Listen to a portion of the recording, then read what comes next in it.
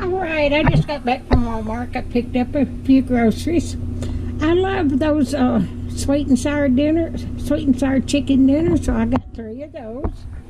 I needed some more flour, needed some more milk, and I've been wanting some potato chip and dip. And I've got the dip right here.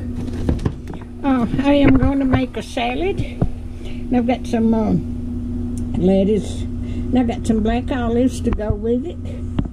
And I got some tomato I can cut up in there. And I needed some lunch meat, so I got the package of sliced ham. And this goes. I needed some cheddar cheese, grated cheddar cheese. I got that to go with my salad too. So that is my haul for today. If you like my videos, just like, share, and subscribe, and hit that bell when you want to be notified when I got another video. Thank y'all so much, and you have a wonderful weekend.